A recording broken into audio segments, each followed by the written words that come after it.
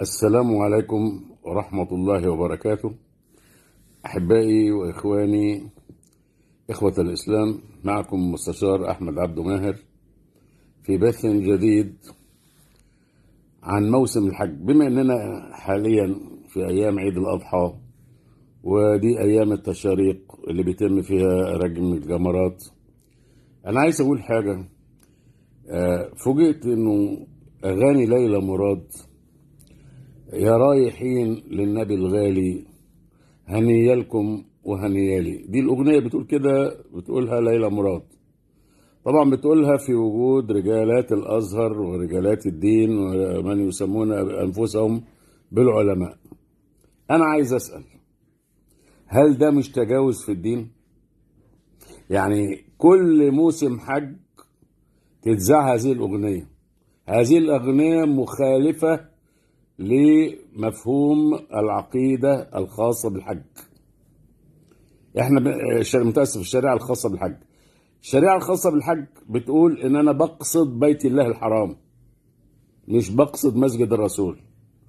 الشريعة بتقول ان انا بقصد بيت الله الحرام في ايام الحج، في اشهر الحج، وبقوم باعمال مخصوصة في ازمنة محددة علشان يبقى اسم الحج، وبلبس احرام وبصلي ركعتين احرام في بيتنا، وبقول لبيك اللهم لبيك، مش لبيك رسول الله لبيك.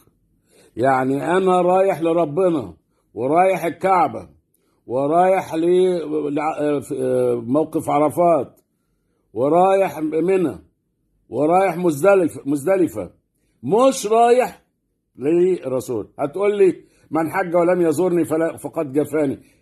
معلش، يعني انا بتكلم دلوقتي في شريعة، ما بتكلمش في جفاني وما جفانيش. خليني دلوقتي، هل انت رايح للرسول ولا رايح لربنا؟ رايح تؤدي نسك وشريعة ولا رايح تؤدي فضيلة؟ يبقى هذه الأغنية مخالفة لشريعة الله عز وجل، مخالفة لقصد كل حجيج، وعشان مقررينها انتوا علينا تذيعوها كل عيد. ده دليل ان اصلا اللي بيذاعها مش فاهم حاجة، واصلا اللي لحنوها وغنوها مش فاهمين حاجة، واصلا كون الازهر وافق عليها ده دليل ان هو بيوافق على مخالفة دين الله عز وجل. يبقى اذا نخلي بالنا من الحاجات دي.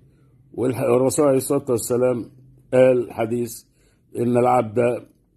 إن العبد لا يتكلم بالكلمة من سخط الله لا يلقى لها بالا يهبط بها في النار 70 خريفا.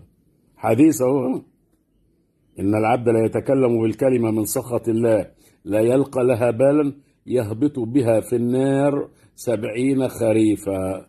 أقول قولي هذا وأستغفر الله لي ولكم ولليلى مراد وللي لحن ليلى مراد واللي وافق على أغنية ليلى مراد ولرجال الأزهر. شكرا جزيلا.